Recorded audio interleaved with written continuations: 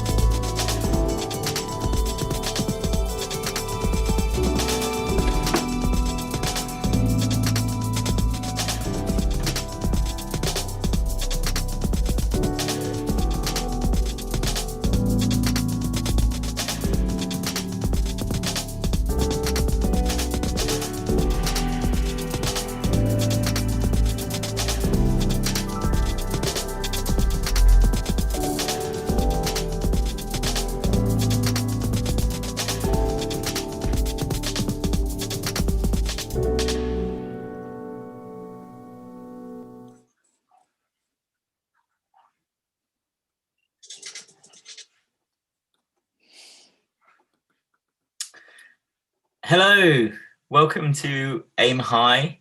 I'm Paul.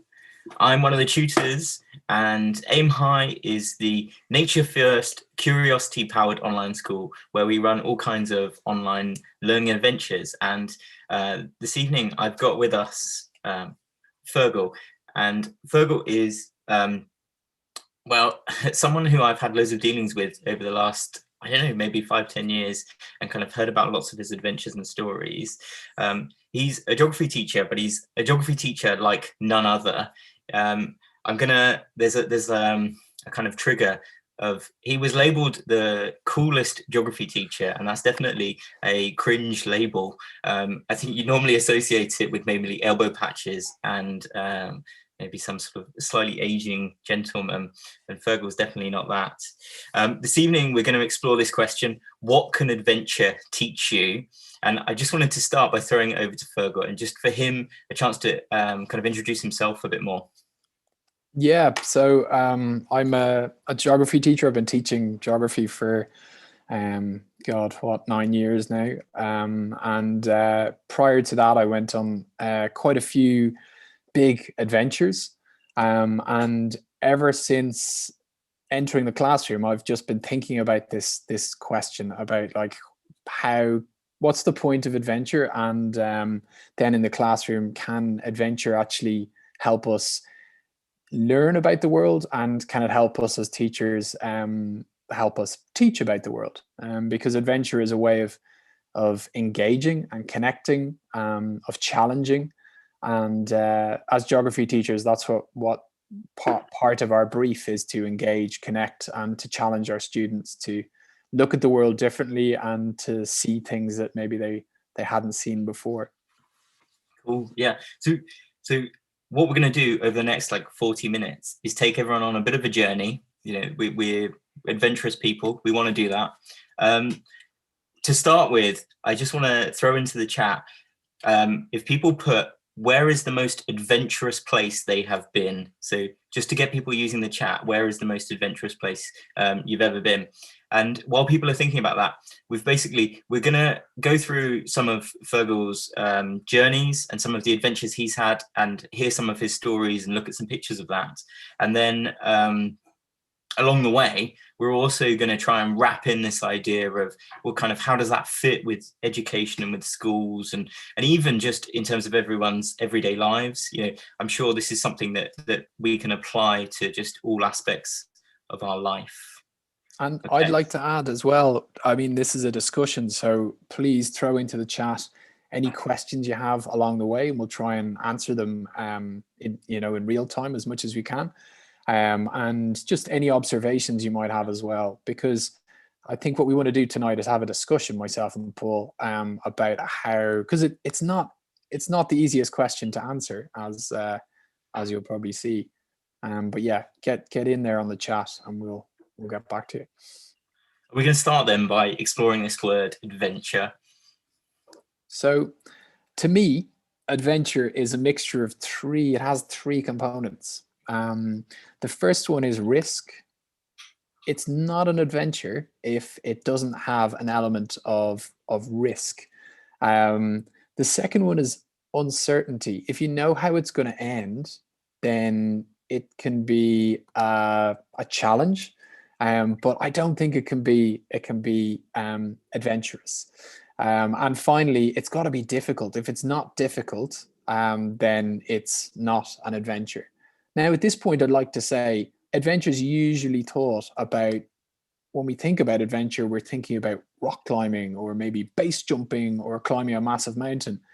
But it doesn't have to be specific to things you do in the sort of in the outdoors. Adventure can be a way of simply, or at least as I've learned, a way of just looking at the world. At first, I thought to have adventures, I had to go off and climb mountains or go on big, massive journeys or cycle around the world. And the more I experience of the world, and the more I sort of learn, and I had my 40th birthday there recently, so maybe I'm becoming a little bit wiser, and the more I learn about the world, the more I realize that ultimately the most powerful aspect of adventure is how you look at the world, how you are sort of open to taking risks, embracing uncertainty, and being comfortable with challenging yourself, challenging your perspectives,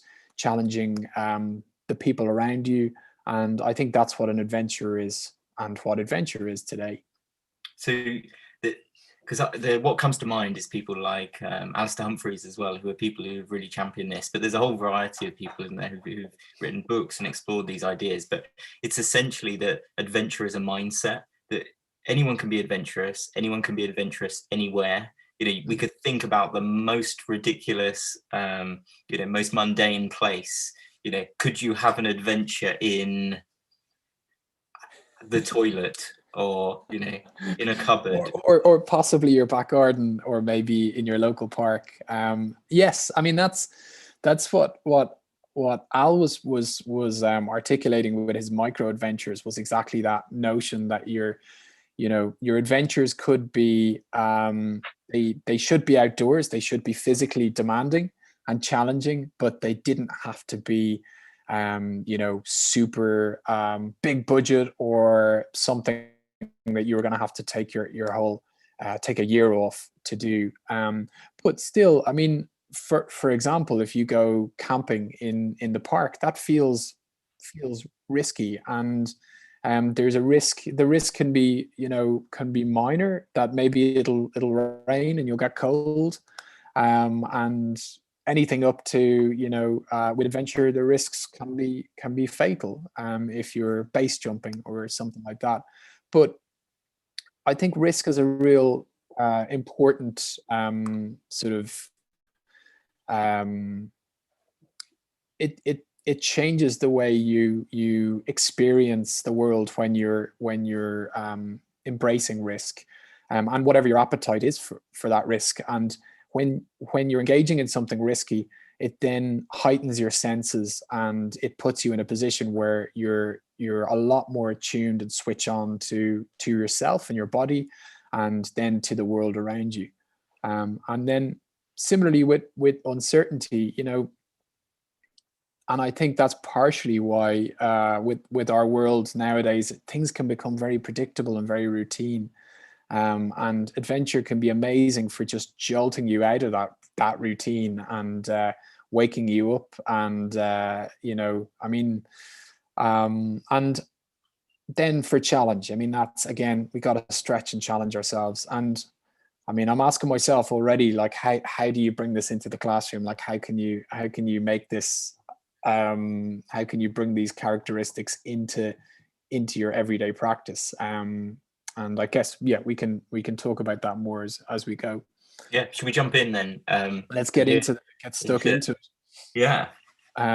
So I came to this idea of adventure, and I found myself spending about 10 years engaging with adventure. And it sort of came from one sort of one weird little question. And I remember when I was young, when I was in school, and we saw a map of the world. I remember really being kind of a bit perplexed by the idea of the Earth being round, you know. And it's something we take for granted, but when you look around you, there's I mean, there is evidence if you understand how to look for evidence of the world being round. But if you're a 7 or 8 year old boy, the world looks pretty flat. And as I learned more about geography and the nature of the Earth, I learned sort of theoretically that the Earth is round. But that sense of doubt kind of never really never left me. And then when I was about 27, I decided, do you know what, this is my opportunity, and I'm gonna, if the world is really round, if I go in one direction under my own steam for long enough, well, you can guess what should happen. If the world is round, you should end up back where you started.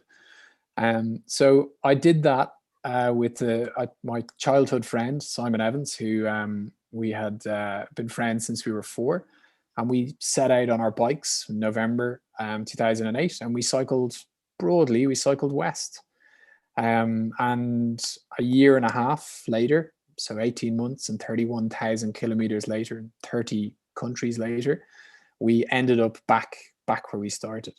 And that for me was sort of, I guess, a taste of the world. I got a really deep understanding of myself and what I was capable of. I wasn't really sure when I left to go cycling on the journey that I would properly make it. If I'm honest, I didn't really believe. I was, talk about sort of doubts about the roundness of the Earth, but I also had doubts about myself and my capabilities. And that big adventure and embracing that risk and embracing that uncertainty taught me a lot about myself. And that's that's I've put this map up here. This is one of my favorite maps. And this is basically shows the antipodes in the world. And an antipode is somewhere that's on the complete opposite side of a sphere. Um, and when you look at the Earth, we call Australia and New Zealand the Antipodes, because we're looking at the Earth from a Eurocentric, or in this case, a British-centric perspective. But also, if you look at Spain there, you can see that if you drilled a hole directly through Madrid, you'd end up down in New Zealand. And for us when we cycled around the world, we wanted to set a record. So in part just to get sponsors interested and to get, some column inches, because loads of people had cycled around the world before. So we thought we'd be the first Irish people to circumnavigate the globe by bicycle. Now the record wasn't meaningful. We never applied for anything. No one would have given us any certificates, but it was something we could get people's attention with. And there's a criteria. If you want to do a circumnavigation, you apply to Guinness World Records, and they've set a criteria for what constitutes a circumnavigation. And if you go back to the Antipodes for a second, the reason I've put this map up is because for us to do a circumnavigation, we had to get 2 antipodal points. So you had to be on 2 opposite points of the world. And we went for Buenos Aires and Shanghai, which are basically on the 2 opposite sides of the Earth. And the reason that Guinness put that in is because if you didn't, you could technically circumnavigate the globe, if you were in the North Pole, just simply by running a kilometer around the North Pole, and you would have traveled around the Earth. So they set these kind of criteria just to keep adventurers from being too cheeky. You also have to cover, for land-based circumnavigation, you have to cover 18,000 miles, and you have to cross the equator twice just to make sure you've definitely completed the criteria. So that's what we did. We set off, and you'll see our map on the next slide.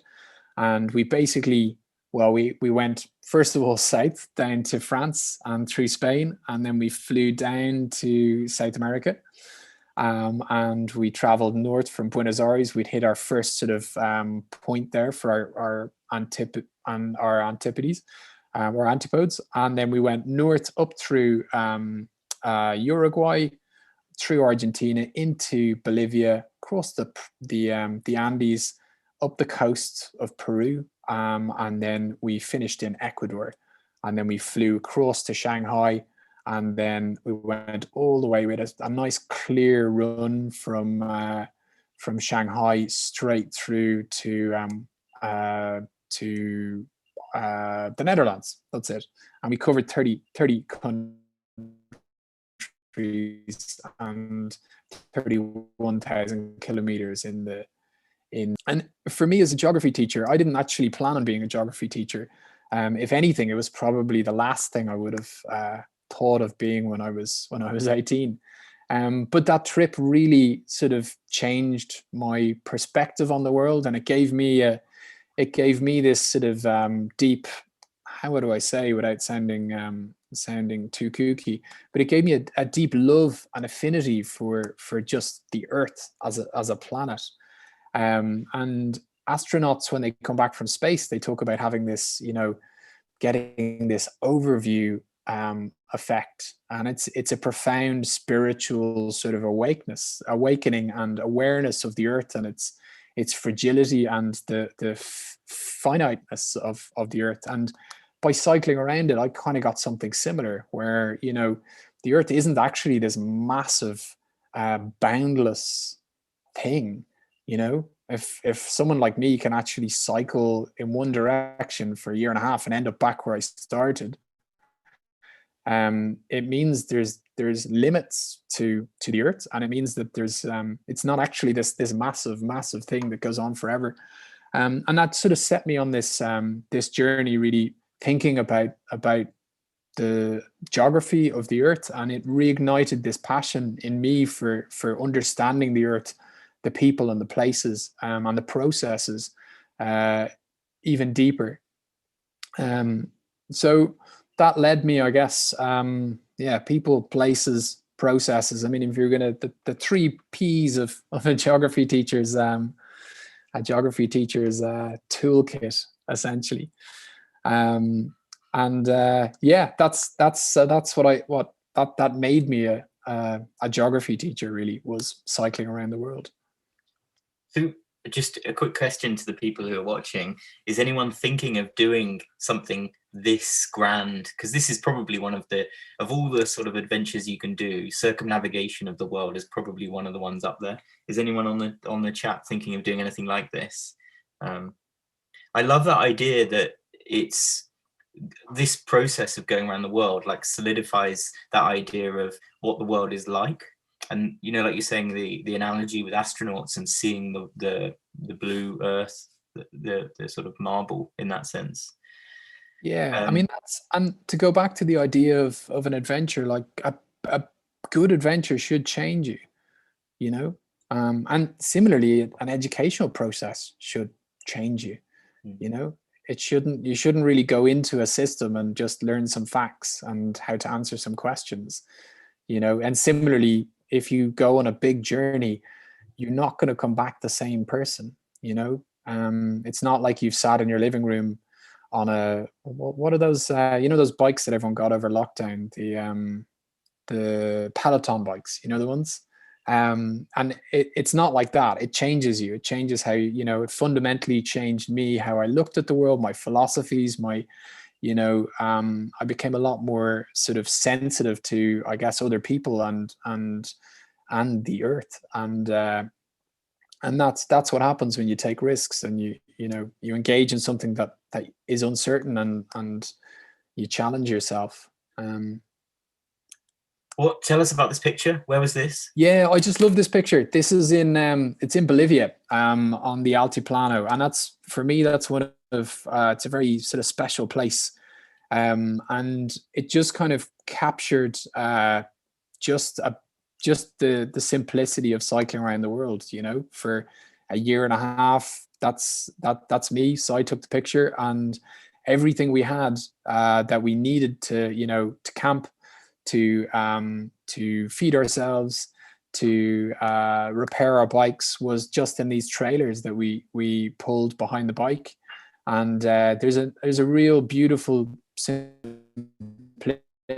to cycle touring, whether it's for a week, or whether it's for you can saddle. You can see then on the trailer, that's, you know, we experienced a whole host of climates, everything from sort of 40-degree heat with 100% humidity to minus 15 degrees in Turkey when we were going through there, and we had to carry everything and sort of be just prepared for whatever we encountered. And it's just that beautiful simplicity. Like I live in London now, and I regularly just sort of think of those great times when, you know, all I had to do was get up and you know, pack up my tent and hit the road. And yeah, those were great days. I wonder if there's something linked with adventure as well around that concept of simplicity, and is it routine? I don't know. Something about stripping back the nature of life, where you've got a far simpler goal.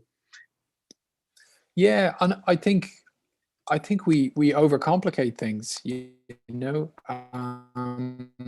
when you're in a routine, it's easy to uh, just to collect stuff that you don't need. You know, and for that year and a half, I had nothing. I had nothing with me that either wouldn't keep me dry, help me move forward, feed me, or protect me from the elements. You know, so I wore everything, or used it to eat, or to sleep in, or to move. And I think that's all adventure, again, whether it's just a simple adventure you might do at the weekend, or something big like that. It always forces you to be a bit brutal with what you have, and what you carry, and what you hold on to, you know, because it kind of awakens something in you that is a bit primeval, and that forces you to be quite practical and pragmatic. So it definitely strips things back. Yeah. Okay. Should we jump to the next adventure? Yeah, for sure. So I came back from cycling around the world, and then I realized I'd learned loads about the world of myself, but I wanted to put some sort of rigor and some meat on the bones of the things I'd seen. So I decided to do a master's in environment and development, because, I mean, I'm a great believer that the world teaches you more than books, and that real true knowledge of the world needs to come from engagement with it. But then similarly, you can't make full sense of the world just by going out into it and, you know, experiencing it. You need some theory and some rigor to make sense of that also. So I came home and I thought, you know, if I study a bit harder, then I'll get a clearer idea of, or maybe I could make sense of some of the questions that I'd asked. And for my research, though, I decided I'd see if I could use adventure for research. So I had to do a dissertation, and I thought, look, I've learned so much from cycling around the world. Can I use an adventure to sort of help generate some knowledge that might be of some use, to, you know, for the collective body of knowledge? And I decided I'd walk from Lake Kivu to Lake Iheme. So basically, basically walking from the border with DRC to the border with Tanzania. Not physically the hardest walk ever. Rwanda is a really small country, and so I only actually walked 220 kilometers. But it was a really interesting way of sort of engaging with a place, because when you're in a car, you look at a place and it sort of flies by outside the window, and you can kind of select different spots, to landmarks, to sort of place yourself, and then you can interrogate that.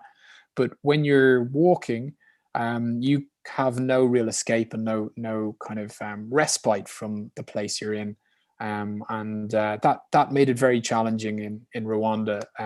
It really it it it was quite an emotionally difficult journey, that one. Physically not demanding, but emotionally quite challenging. What was it about the emotional? What was, you have to tell us more. It was quite, I guess, I realized, I mean, prior to that, I'd spent 3 weeks in Rwanda, traveling around in a group, as part of a research group. And we'd been treated very, we were obviously very privileged, and we were treated with sort of, we were looked after, and people ensured that we were taken care of. And then when I was by myself, I was very, very vulnerable. And I guess I sort of saw up close the raw poverty of the people that were living in Rwanda, and these, and also I guess the just for example, as I was walking, there was on several occasions I was just followed by children, and they would walk with me for 5 or sometimes 10 kilometers, and then just turn and disappear and walk home, and that and the questions of these kids have any, were they just walking, or were they, where were their parents, did they have parents, etc. And I guess it when I was studying development, we looked at things in nice neat little boxes, and we looked at capacity building and development indicators, etc. And you can talk theoretically about the world, and then when you're just plump, thrown into it, it's raw, and it's striking, and it can make you sad, but also and this is also a point, it highlighted to me, it made me feel quite weak and vulnerable, and I think that for me, that was a good feeling, to realize that I was just some Mzungu some idiot walking across a country, trying to understand the country, with the equivalent of a year's household income in dollars in his backpack, and there was something kind of ludicrous about that. Yeah. I just want to take a moment to just jump on. There's been some great suggestions in the chat of adventures people are keen to thinking of doing. Brilliant. Hit me. We've got Puddle of Ape, who's thinking of walking the Appalachian Trail. I'd love to do that. British Viking, who is hoping to do an epic journey from the North Pole to the South Pole. That is pretty good. Savage. That'd be such a good journey. How would he do it? Is he going to cycle? He's going to walk? We've got my brother on a bike, and my dad in Land Rover Discovery. Nice. Oh no, these are other adventures that they've done. Sorry. Cool. But the other thing this is jumping around a little bit, but go on, jump around. From what you were just saying as well there, I know Matthew from Aim High often talks about this idea of mobility, and that the being able to jump in a car or a plane, and the impact that has on our relationship with the world, and also the way that we just perceive nature. And I think when you're doing a journey, or even just walking anywhere, doing something on a human scale, traveling at human speed, rather than this kind of technological thing that moves you in a way, like you're saying, that disconnects you. That's creates, yeah, an interesting relationship as well. Yeah, you're totally right. I'm, you know, not to get technical, but I was trying to bring some of the mobilities literature into you know, development theory, and see if they could be matched together. And it was exactly sort of that idea that, you know, depending the speed you travel on, or you travel, you see different things, you experience a different, and the place is different. If you drive through a place or you walk through a place, you're actually experiencing two different places. And I think that's so important. That's such a good point. Should we jump? Let's jump to the 5 to 9. Yeah, for sure. I mean, that's the 5 to 9. So after Rwanda, I came back to came home, and I realized, you know, I want to learn more about the world. I also want to share what I've learned with people. And I came to London and started teaching. And for a year or two, I was like, right, okay, I'm done traveling, I'm done with adventure, and I found my mental health really took a dive. And I realized that not only had adventure given me a way of learning about the world, a way of trying to generate knowledge about the world, so not just learning about, you know, passively learning myself about the world. So was good for my mental health, and it made me happy. So I started endeavoring to take sort of little adventures, and try and capture some of that in my normal daily life. And this is just a video I made with the North Face, about that idea that you don't need to run away somewhere far to have an adventure. You can actually do it on your doorstep. I don't think we're going to watch the video. Let's have a conversation about what the video. We're not watching the video. Okay, so cool. It's essentially that you finish. So the normal. When you do these too, don't you? Well, see, again, this is a philosophy and approach that a lot of people can engage with. So normally people work 9 to 5. Yeah, we talk about a 9 to 5 as the daily grind. You know, that everyone just expects they have to work 5 days a week, and you do 9 to 5. Yeah. And this is flipping that idea on its head and saying, look, what about all of that time that you have between leaving the office, you know, or the school or wherever you are at 5 o'clock? What are you going to do with the time you've got between 5 and 9 a.m. in the morning? So yeah, you've got the original idea of the working day was you had 8 hours for sleep, 8 hours for work, and 8 hours for yourself, you know. And when you live in a city, it's constant routine, it's constant running to get things done and to achieve things. And the beauty of something like a little micro adventure, as Al calls them, is that you can get some of that reset from just taking yourself out of your routine, even just for 8 hours. So you just you know, you leave work and you go and I mean, on a really micro scale, you go and you go for, you know, you run to a river, and you go for a swim, and you find that resets you. Or ideally, if you've got the time, you go and you sleep on a hill, you sleep in some woods. And it's amazing how quickly you can reset yourself, get rid of your stress, and see the world with new eyes. And it can be as literally as sort of short and sweet as 8 hours sleeping under the stars. I think it comes back to that routine word as well.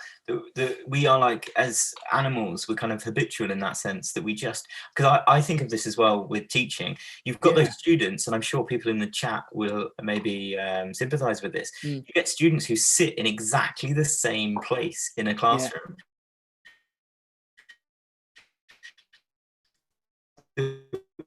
We're so habituated to, like, and I don't know if you're like me. I find myself, routines are good, and this is also a point that we need routine. You know, routines can be efficient. They can calm us. Some certainty can makes life easier. But routines also make us lazy. They make us intellectually lazy, and they make us physically lazy, and you could argue spiritually lazy. And that's what I'm constantly asking myself when I'm teaching, is how do I try to strike a balance between taking the best of a routine, but also trying to shake it up from time to time, so that my students don't feel like, oh, here we go, we're doing another, we're going to do an 8 mark question today, from whatever exam we're prepping for, and oh, we're going to take notes, and we're going to, sir's going to chop the information down into nice bite-sized chunks. I'm going to sit there and make my notes, and then I'll do an explain question, and I know exactly what's coming. And I think that's the death of curiosity, and that is, that's not, it's not good for us, for us as adults. If I know where I'm going to be on a Tuesday morning in November in 10 years time, that that does nothing for my spirit, or for my well-being, or for my, my hunger, or if anything, I think it shrinks all of those things. And I think the same goes for students. If they know, oh, on next February we're going to be doing exactly this, and I know what the sir's lesson always looks like, I think that's not good for, it's not good for the teacher, and it's not good for the student, because the world isn't like that. Most jobs aren't that routine. And aside from the working world, uh, most people want lives that aren't that routine, because we kind of we're our best self when we have some level of what's the word, spontaneity. Yeah. Okay. What about then? Let's jump to the water diaries and Bolivia. Is it Bolivia? Yeah. Yeah. So I mentioned there, I'm a super fan of Bolivia. It's one of my favorite places in the world. And I'm guessing, are we going to do the video? No, We're not going to do the we're videos. not. No videos. No videos. But Okay. what I have got is this awesome image of you. Yeah. So this was taken. This one comes from a journey we did in Jordan, and we teamed up with Land Rover to take one of their brand new discoveries. And it was under the banner of the Royal Geographical Society, joined by a scientist and a videographer. And we just asked that question. We set out on a journey with that in mind, just to see, can we kind of use, traditionally exploration is about going out into the world and finding resources and taking resources back to the resources you've discovered, and obviously that's got loads of issues in terms of well, a whole load of issues. And what I wanted to try and do is to flip it and say, can you be an explorer as a teacher, and can you use adventure to discover resources and bring resources back to help you teach about the world? And we were looking at water, so we focused on water, and we spent a month in the field, traveling around Jordan, because it's one of the most water stressed countries in the world. And we visited the Dead Sea. We visited some aquifer fed farms in the desert, and we ended our journey in Zatari, refugee camp in the north of the country, just on the border with Syria. And we were just investigating there the idea of water scarcity leading to conflict and to mass migration as a result. These images here are from Bolivia. I've gone off and talked about Jordan there, but these are from Bolivia, from Huayna Potosí, which is a 6,000 meter peak in the Andes. And what's really exciting about this particular peak is that it basically sits on 2 drainage basins. And this is, the kind of the geography geek comes out, and you probably find this. You're always looking at the world with a geography teacher's hat on.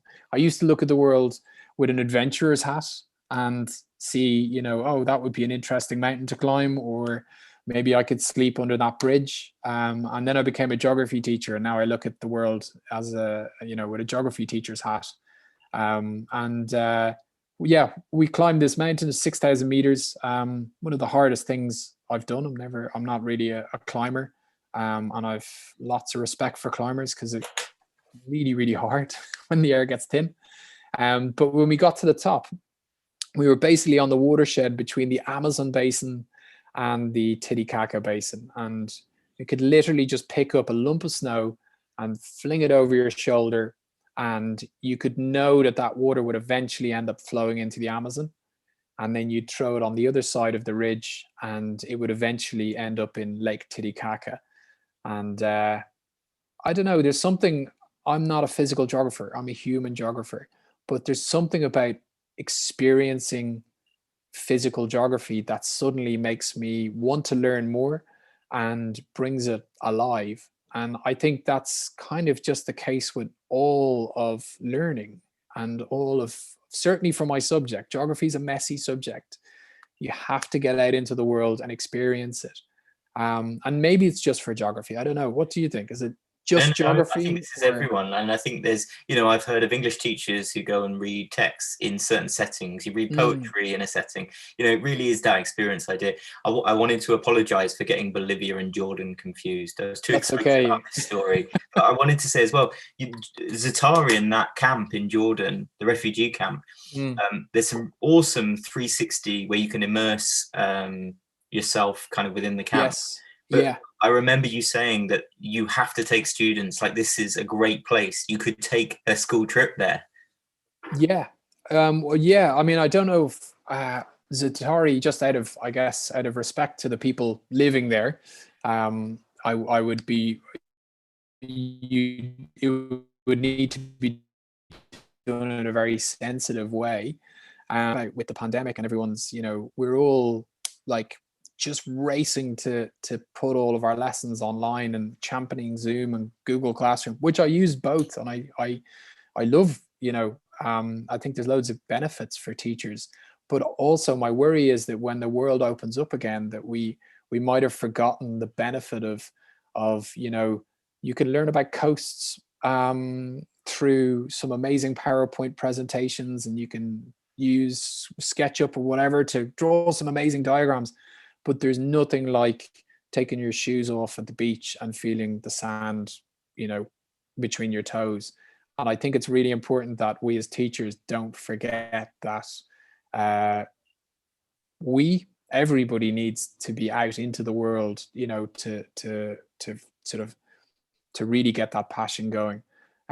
But sorry, you asked me a question. I went off on a tangent there. Well, no, I'm thinking we should think about wrapping up, but I wanted to make sure that we got this in as well, because this is such a powerful tool linked to adventure. This is another avenue, isn't it?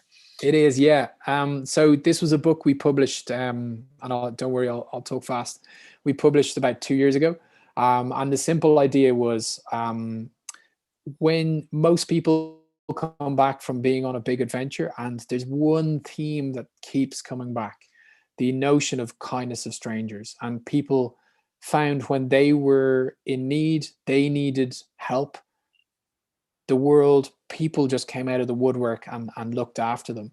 And we really wanted to use those stories to sort of remind people that people over there are the same as people over here. And that's a really obvious, simple kind of statement, but it's a statement or a truism that people sometimes are forgetting. And this is just simply a collection of stories. I think we've got about 25 stories of really impressive adventurers like, Levison Wood, Ed Stafford, Benedict Allen, Alistair Humphreys. And they're all telling stories about when they were vulnerable and someone looked after them. And I think that's something anyone who reads the book, they always say it makes you think about, what are you doing for people who maybe need some help, if we're the strangers, how kind are we? Well, should we think then? There's been a really good conversation going on in the chat. Sorry, I've just been distracted again by The British chat's better Viking. than this chat. Well, sorry, there's so much going on. British Viking has been explaining about his adventure, and there's some really cool stuff that he's talking about, and it seems pretty well developed. Very cool. Should we think about wrapping it back with the broad question then about this idea of adventure and what can adventure teach you? Yeah, what can it teach you? And that's the thing, I guess. It can teach you, I mean, an adventurous perspective, first of all, means you're open to learning. So you can't learn about the world if you're not willing to take some risks. If you want to know what the outcome is going to be with 100% certainty before you start, you probably will never try anything. And if you're not okay challenging yourself, you're never going to learn anything new. So I think the first thing, an adventurous mindset is absolutely necessary for learning about the world. And then what can adventure actually teach you by doing adventures? What will you learn? Well, you'll learn about yourself. You learn what your limits are. You learn where your comfort zone is. You learn that you can probably go farther outside your comfort zone than you actually thought you could. And you'll learn how to manage risk and how to become kind of comfortable with uncertainty and not knowing how things are going to pan out. And then I think broadly as teachers, the future is going to be uncertain. Change is going to be the constant of the young people that we're teaching, that we're preparing for the future. That's going to be the one absolute constant. And uncertainty is going to be something they're going to have to deal with. There's going to be challenges. Life is, the world is getting more challenging, and we also need to learn how to manage risk and hazards. And I think having that adventurous mindset, taking an adventurous approach to teaching, can only make better learners, make us better teachers, and then overall just makes us better people. Yeah. Okay, so before we finish, I want to ask everyone, is there an adventure? So having heard all of this, is there, and it could be a really small scale one, but is there an adventure that you think you could do? What could you make in your life that could have that adventurous element? How could you incorporate this into your everyday life? What is it you could do differently?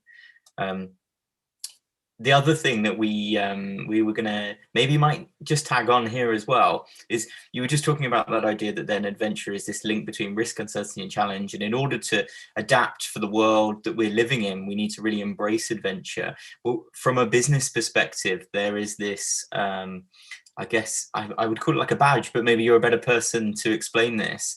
Is basically there are companies who are becoming accredited to the B Corp. Yeah, the B Corp accreditation. And yeah, they have this idea, and I love the idea. I've done a little bit of work with them, and this idea of the triple bottom line, which isn't necessarily about adventure. It's more about sort of having a kind of a way of accounting, a sustainable way of accounting. And they have this, triple bottom line. Basically, you should be looking at people, planet, and profit, as opposed to purely just looking at profit for your business. But also that you should kind of be giving ideally you're giving equal weighting to each one. And I think, yeah, there's definitely a lot of crossover with that for teaching. And I think very often, if you imagine teaching is like profit, or sorry, if exam success is profit, and well-being, student well-being is your people, your social component, and inclusivity and well-being and building resilience. And then planet, I mean, I think of the times I stood at a photocopying machine and just photocopied a rainforest for my lessons. And then, and I think that's something that we need to start thinking about broader more broadly in education is, are we just purely profit driven sort of educators? Are we just obsessing about exam success and forgetting the people? And I think we're definitely forgetting the planet. And that's so I think that could be an interesting little accounting tool for us to start looking at education through. Yeah, I think maybe the thing that I take away from all of this is just there's these key words that it's important to keep reminding yourself of. They're like principles that help guide.